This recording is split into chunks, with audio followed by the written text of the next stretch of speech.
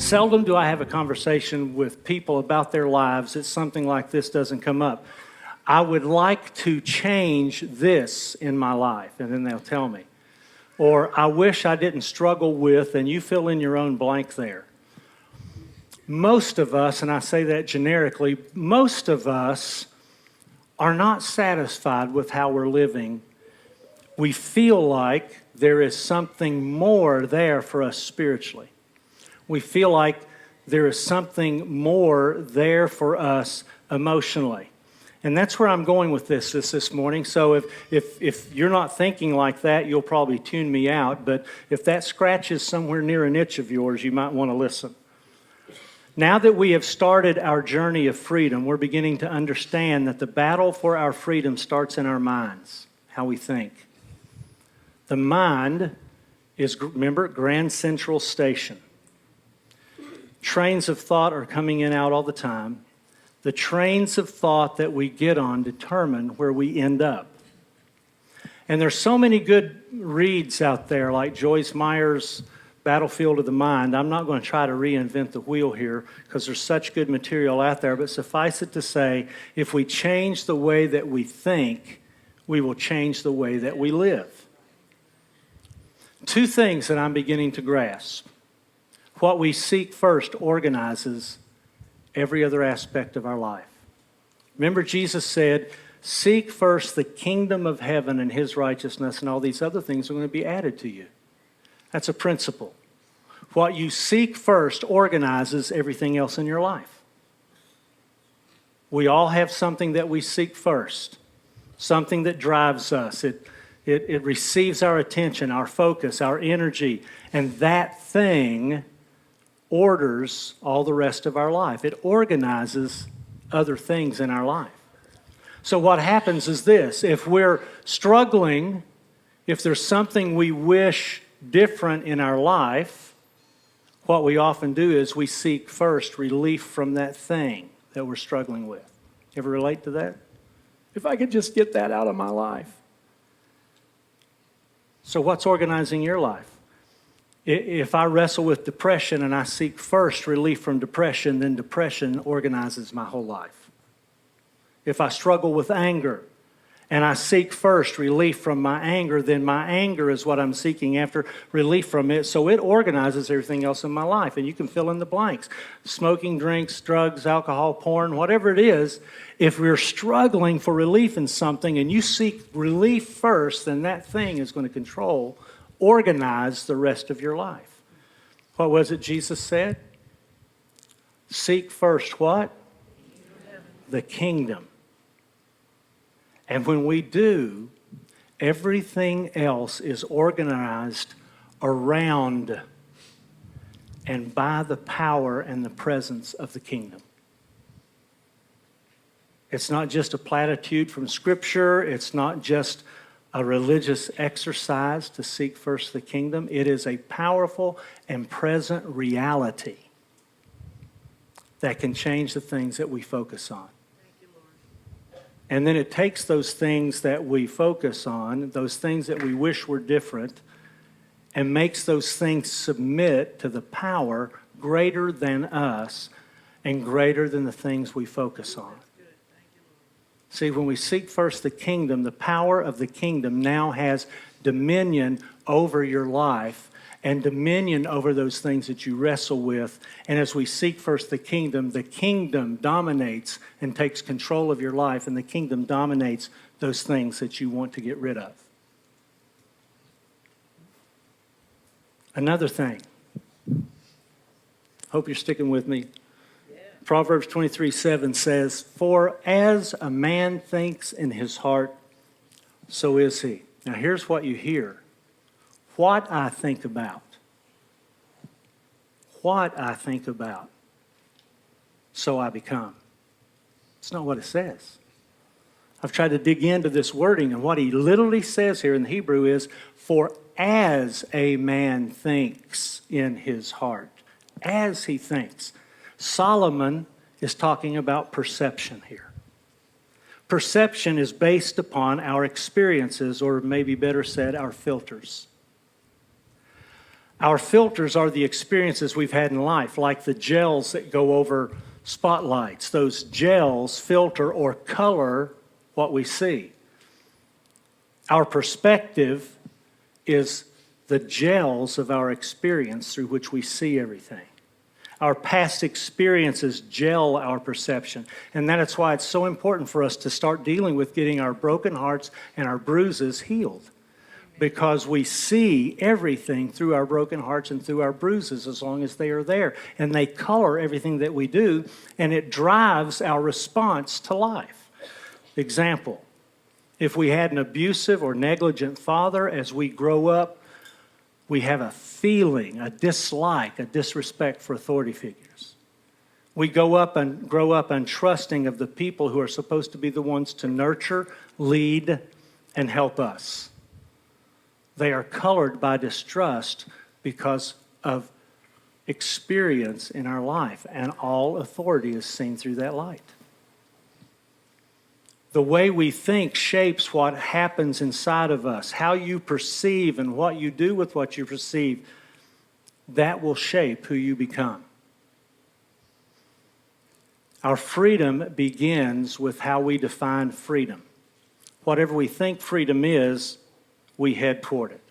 If we have a bad definition or a bad viewpoint of what freedom really is, then all of our energy, all of our labor, all of our focus, all of what we think moves us to the wrong place. Because you see, here's the thing. You and I are made for freedom. We were created by God for freedom. Just as this physical body was created, when we get hungry, we pull toward food. When we get thirsty, we pull toward water. Our spirit man was created for freedom, and it's constantly yearning for, pressing toward, trying to find freedom. So how we choose to pursue freedom, our view of freedom, is what drives us where we go. Whatever we think freedom is, we move toward it. One of the first strategies, I think, that the enemy gives us is a definition of freedom that is inaccurate. He gets us to move towards something that it's not that it's completely wrong or bad, it's inaccurate. Most people think that freedom is, and think of freedom from a perspective of bondage. See, if a prisoner thinks that freedom is the removal of the bars, then he's going to stay stuck. It's not the bars that made him a prisoner, because the bars were there for a reason. What made him a prisoner was his life choices. Two different things. But most of us live our lives, and I hope you get this, most of us live our lives thinking freedom is the absence of something. But freedom is defined a little differently in Scripture. See, we might think that freedom is the absence of bad habits or the absence of bad thoughts or the absence of emotional states. If only we could change those things and we could get out from under those things, our lives, then we would be free. Freedom would be the absence of something, but that's a trap. Because if we believe that removing these obstacles will make us free, we believe that because we don't like certain boundaries in our lives. Some of us think that freedom is absence of frustrating habits. Focus on treating the symptoms instead of the root cause. I drink too much, therefore if I stop drinking, I'll be free. If I stop screaming when I'm mad, I'll be free. If I can put cigarettes down, if I can put porn down, if I can put you name it, if I can put it down, then I will be free. But see, when we assume that to be free from drinking, yelling, whatever it is, that we're really free, we're actually determining that those things are our masters. Listen carefully to something I'm discovering. It's been a long time coming to this. But the Bible defines freedom not as the absence of something, but the presence of someone. Think about that for a moment. 2 Corinthians 3:17 says, "Now the Lord is Spirit, And where the Spirit of the Lord is, there is freedom. That's quoted a lot in our worship services. All across the country, I hear it all the time, especially by people who feel like there's not enough freedom in worship. Where the Spirit of the Lord is, there is freedom. It's not just talking about a worship service. It's talking about your heart, your life, your soul, your inner man. Where the Spirit of the Lord is, there is freedom. Freedom is not the absence of something. It is the presence of someone. So the question we need to be asking as we're straining, trying to get free, how far in is He? I know when it's really not even biblical, but it's a phrase we use all the time, just invite Jesus into your heart. We've invited Him into our hearts, but how about the rest of us? How about the other corners, the other closets, the other places where the Spirit of the Lord is, there is freedom. See, often we think we need to deal with the things in our life in order for Him to come in, but the truth is, only when we come to Him and His presence comes into us can we deal with the stuff. Can't deal with it without Him. We will remain in bondage as long as we think we can take care of it ourselves. We can clean ourselves up enough, and after we clean ourselves up, it'll be good for Him. No, it will only be good for Him when He cleans it up. Freedom is not the absence of something, it is the presence of someone. One more thing before the parable. John 8:32. Are you with me? Because I've just been kind of rambling all week long. John 8:32 says, you can know the truth, and the truth you know will set you free. That is what we know and how we know it. See, the Pharisee knew the Scriptures, and they knew the Scriptures really well. But how they knew the Scriptures and how they used the Scriptures brought death to themselves and to everyone else that they were around. The kind of truth that sets people free is not about having our facts right. It's not when our doctrine is completely perfect. Anybody got there yet? It's when we understand the facts and the doctrines from the perspective of the one who gave them. 1 Corinthians 2:16 says, we have the mind of Christ. Do you understand He has loaned us His senses? The problem is we look at godly truth through Jerry. You fill in your own name. We look for godly truth through our perspective. When He wants us to begin to learn how to look for truth from His perspective, apply it from His perspective into our lives. So that means a whole new way of seeing the information. Have you ever noticed when you had revelation on something, it doesn't necessarily change the circumstances in which you live, it changes you. It changes the way you respond to your circumstances. It changes the way that you work and operate. And when you do that, it allows you to be free. So we want to be able to perceive the kingdom of God in such a way that we can do what the kingdom would do, and we will apply the kingdom not from the human mind, but we'll apply the kingdom from the mind of Christ. Now, to help illustrate that this morning, I have been captured.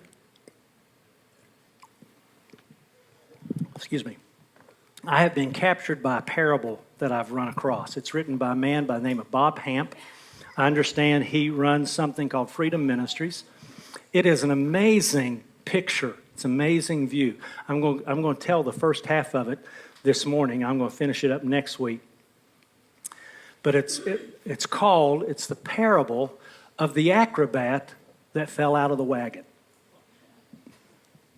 Okay? And like any good Bible-ish parable, it goes like this. And the kingdom of heaven is like an acrobat and a troupe of acrobats. These acrobats were incredible. They were renowned throughout the whole region. They were a group that had so trained their bodies and their minds, and they have the physical abilities that no one could even imagine. Most of us would watch them and go, holy mackerel, how in the world did they do that? They were just amazing. But here's the thing about the acrobat troupe. they had within this troop a male acrobat that was the most renowned acrobat that had ever lived. Greater than acrobats past, more amazing than any acrobat in their lives now. He was so strong and so agile and so quick and so creative, this guy could do things. It's as if he and his troop had been trained to live above gravity instead of underneath it. Amazing talent. No one had accomplished what this male acrobat had accomplished. Also in this troop was the most amazing female acrobat that had ever lived. Like her male counterpart, she could do things that most people who are acrobats could only imagine and think of. And as the story would go, this male acrobat fell in love with this female acrobat. They got married, they conceived, and they had a child. And in the furthest resources and recesses of their mind, the troop began to think, if he is so amazing and she is so amazing, what will this child be able to do? The gifts, the ability, the innate strength that this child will have is the combination of the world's greatest male and the world's greatest female acrobats coming together. And they got very excited. Their hopes of the future and what would happen with being an acrobat rested in this child. That's what made the tragedy so horrible and so hard to bear. You see, as the wagon train, because it was a long time ago, as the wagon train was making it from one place where they performed to another, somewhere in the middle of the night, after the mother had rolled over, placed her hand on her baby, and just dreamt of how amazing this child would be, she woke up the next morning, reached her hand into where the baby should be, and the baby was gone. There was nothing there but a blanket. Blood-curdling scream filled, and the wagon train stopped, and she was frantically looking, had no idea when the baby had fallen out because she had fallen asleep early in the night, and then here it was the next morning, and they had no idea, and the apprehension and the fear and all the stuff started building, and as the acrobats got together, they decided, we've got to look. So they came up with a plan, and they spread out, and they looked, and they looked, and they looked, and minutes became hours, and hours became fear. Concern, heartbreak. And the couple realized they were not going to have their child. Fortunately, hours behind them, there was a farmer and his wife. They were far enough behind that they didn't know that there was another wagon train in front of them. And the story of this couple was they were farmers, and they had been married for years, and they had tried and tried and tried to have a child, and they never could.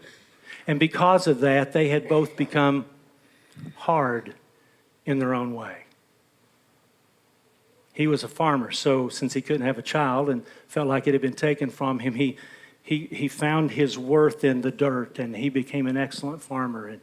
And as he farmed, this stuff would build up in him, and anger would come out periodically because he just felt cheated of life. And he developed as a very hard, angry man. The wife, on the other hand, had suffered the loss of not having a child, and she was fearful about other things that she might lose. And as they're going down the road with that as their background, they come upon something off the side of the road, and they hear a noise, and they stop the wagon. They get off the wagon, they go down, and they pick up this bundle. And since it's a Bible-ish story, it was a baby wrapped in swaddling clothes. And like any parent, any person that's never been a parent, never held a baby, it's kind of hold it away and look at it, not sure. And they began to panic because they looked around and realized they knew all the farms around there. They knew nobody had been pregnant. They knew there wasn't a baby. So where did this baby come from? Then all of a sudden, this settling upon them hit them. We're responsible for this baby. We're responsible. The mother's fear begins to rise up. Will I do a good job? Will I take care of them? And the farmer's anger begins to say, oh, not now. After all these years, not now. So they take the baby home. And they construct quickly a crib to put this child in. Now let me ask you a question. At the point the farmer's wife lay him down in the crib, is that baby still an acrobat? Now, before you answer, let me help you. Okay? Every question I ask from this point out, this will be the answer unless I tell you. Okay? Yes. But what made the baby an acrobat? Why, after falling out of the acrobat's wagon and being placed in a farmer's crib, why was he still an acrobat? Because his DNA and his birthright determine who he is, not the trauma of his birth circumstances. Let me ask you another question. At the point the farmer's wife lay him in the crib in the farmer's house, is that baby still an acrobat? Very good. His DNA and his birthright determine who he is, not the family he was raised in. So as all babies do, the baby began to grow. He got bigger. And at 2 years old, a 2-year-old farmer is different than a 2-year-old acrobat. A 2-year-old farmer is used to looking down and finding everything he does on this level. A 2-year-old acrobat's going, curtains, table, countertop. Because the acrobat was born with this desire and ability to be over gravity, not underneath it. So when the baby toddler finally pushes himself up, he's not looking down, he's looking up. And you can imagine when he crawled up on top of the table, when the farmer's wife walked in, you can imagine what her fear did as she saw him on top of that table. She screams, "No, get down. You can't do that." And she grabbed him up and she held him.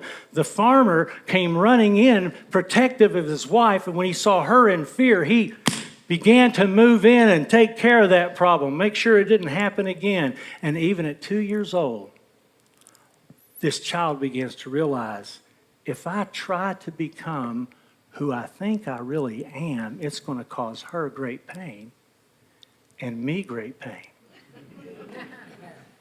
And subtly, this child begins to realize if he's going to become who he really is, everything, every circumstance in life is set against him. So let me ask you a question.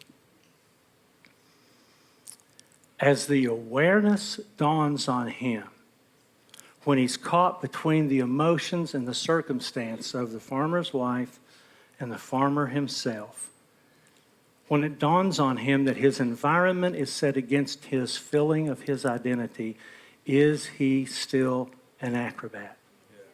Very good. Because his DNA and his birthright determine who he is, not the forces set against him. So he begins to grow. And he begins to understand things better. And he begins to understand that he can't climb and try to get up to the heights when the farmer's wife is around. So he learns how to behave under these circumstances, but he longs to be able to do the things, but he's just wiser in how he chooses to do them. And he chooses times when the farmer's wife is gone, when the farmer's wife is away. So on this particular day, he had climbed up as an older kid up on top of the countertop. And even there, he was straining, trying to get up even higher when unexpectedly the farmer's wife walks in.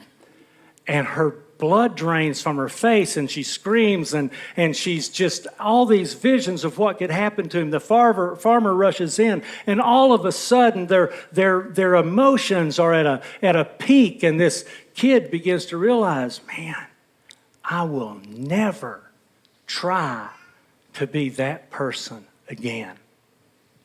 Never. I will learn how to be their version of who I'm supposed to be. So let me ask you another question. And it's very important that you hear this question. Because when he began to realize that, his heart turned from what he thought he could be to how he knew he was going to have to live. So at that moment, when his heart turned, was he still an acrobat? Because his DNA and his birthright determine who he is, not the turning of his heart or the leanings of his soul. Now he's age 10. And the farmer walks in one day and he says, "Time to go to the fields, boy." So he gets up and he goes to the field. And he doesn't know what to do with himself, because in the house, he had learned how to keep himself under control. He had learned how to keep at bay his drives and his desires for height. But when he walked out into the field, there were hills and trees and a barn with a rope in it. And he just, everything he was, that fire began to burn and it welled up in him. And as he was looking around all excited, he could hear the voice of the farmer going, "Keep your eyes on the dirt, son. We've got work to do."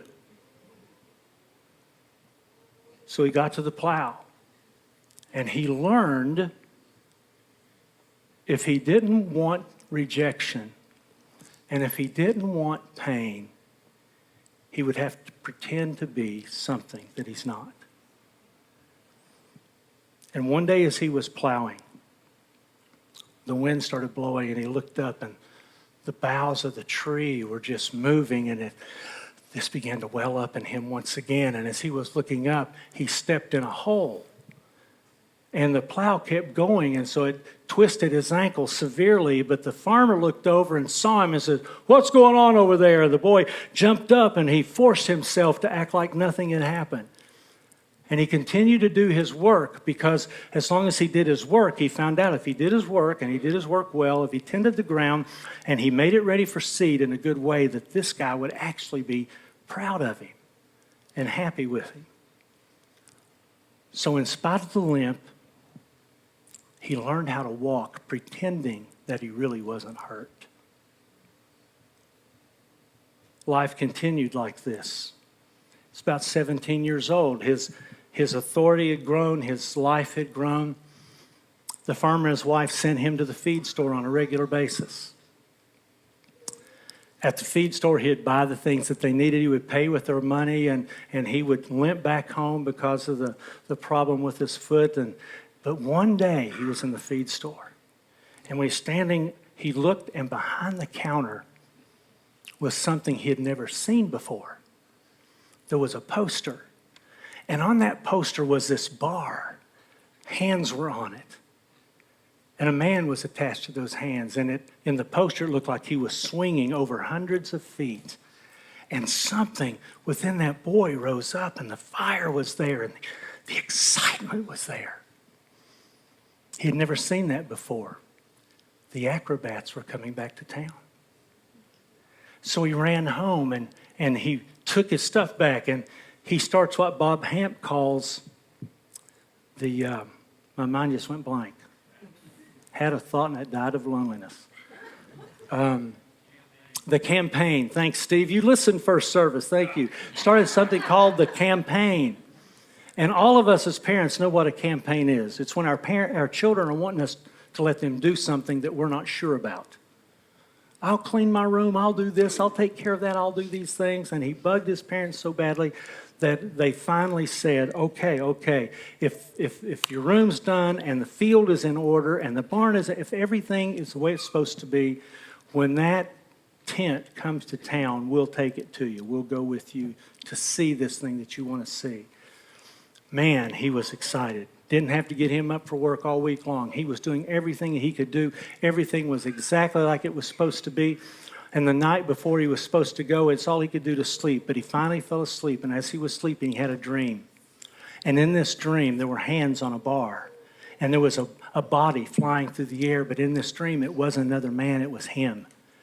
And he was in this dream swinging through the air, and he was feeling the exhilaration and the joy and the excitement of flying through the air and being over gravity instead of under it.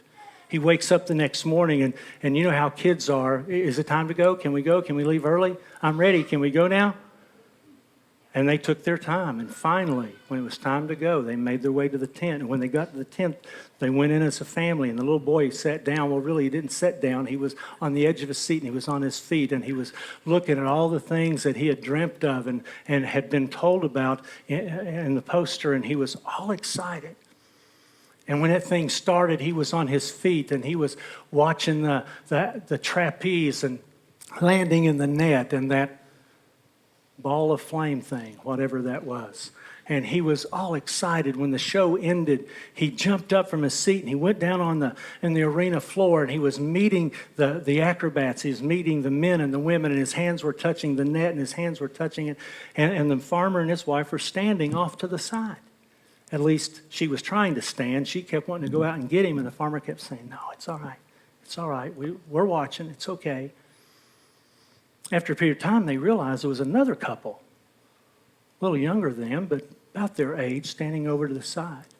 They were dressed like acrobats, but they had not been involved with the show. And after a period of time, this male acrobat looked at the farmer and said, "Is that your son?" The guy kind of smiled and nodded and said, "Well, sort of." So a conversation started. And he explained the sort of by saying, "Yeah, about 17 years ago, my wife and I were going up this road in our wagon, and we found this baby on the side of the road, wrapped in swaddling clothes. And we didn't know what to do but to raise him and train him." And they couldn't understand it because the acrobat couple eyes were big, tears started coming down their eyes, and they couldn't figure out what was going on. And as the conversation continued, the acrobat and his wife began to ask them, "Can you describe the blanket that baby was found in?" And they described the blanket that they had lost the same night that they had lost the baby. Tears exploded and looks, and they unfolded their story. And all of a sudden, the farmer and his wife, eyes got big, jaw dropped, and tears started flowing. And both of these couples suddenly realized something is about to change. About that time, the 17-year-old boy walks over in this melee of 4 adults in tears. You know what that does to a 17-year-old. And he looks over at the farmer's wife and he says, "Mom," and this lady over here says, "Yes." And his eyes are big, and he's standing there wondering what in the world's going on. And all 4 of the adults begin talking at the same time when suddenly the farmer steps forward, and he kind of takes control of it, and he looks at him and he says, "Well, son," and he'd never called him son before. "Son," and he began to unfold for him the story. "You're not who you think you are. And we're not who you think we are."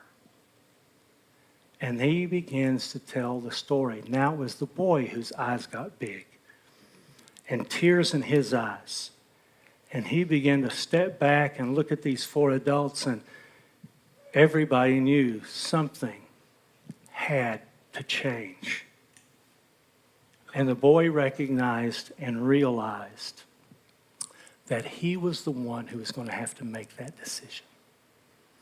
So he looked at the farmer and his wife, and he said, you, everything I know, everything I have came from you. You are the one who have given me life as I know it. It might not be what I dreamt of, but it's all that I know." And he looked at the acrobat and his wife and said, "Everything you say makes my heart explode, but I can't wrap my head. I don't understand how I can be what you tell me I am." But he finally said, "But what you say rings so true in my heart, I'm going to have to go with you." And he pointed at the acrobat and his wife. And he said, "I'm going to have to go with you because I want to discover who I really am." Now listen. Jesus, Son of God, but God, stepped into his own creation and walked among his children. And if we don't read that story all the way through, then we're going to think that Jesus came to correct the misbehaving, or to think that Jesus came to straighten out the confused, or that Jesus came to motivate the lazy, or to educate the ignorant.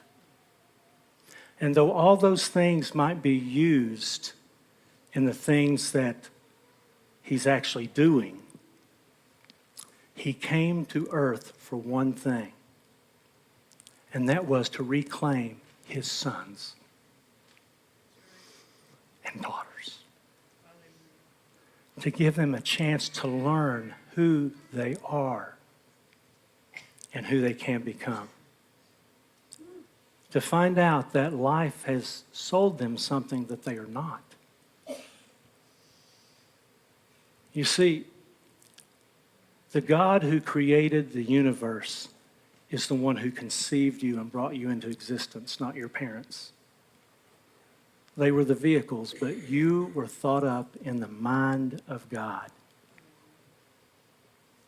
Your parents, my parents, raised us much like the farmer in his life, because they've raised us the way that they know best. But Jesus said, I have come that you might have life and have it more abundantly. Let me insert a word here. I love what Bob Hamp did with this. He said, you can say, he has come, that I have come to give you your life. And the reason we can say your life is because you were conceived in the mind of God. He created you to live life, and he created you with every gift, every talent, every ability. He created you to live your life that he gave you. And the world is stolen from you, but he came that you might have your life that he gave you and have it more abundantly. That's the perspective of freedom. It's not that we're bound by stuff in this world, therefore that is the focus of our living. It's the perspective of, he gave me my life, he created me for something more, and I'm going to look at my life through his eyes, not through the world's eyes. I'm going to look at my life through his eyes, not through the eyes of my pain, not through the eyes of my wound, not through the eyes of my circumstances. He came to give me life more abundantly. Therefore, I am going to have his perspective on my life. And I'm going to live the life he gave me to fullness because I'm going to see it through his eyes. Worship team, if you will, make your way to the front. That's part one. If the Lord wills, we're going to finish the parable next week. But I don't know about you. I'm tired of living life by everybody else's perspectives. I'm tired of living life from the perspectives of pain or difficulty or wound or circumstances over which I had no control. I'm ready to live life at 62. I am ready to live life to the fullest from the perspective of the one who created me, gave me. Yeah.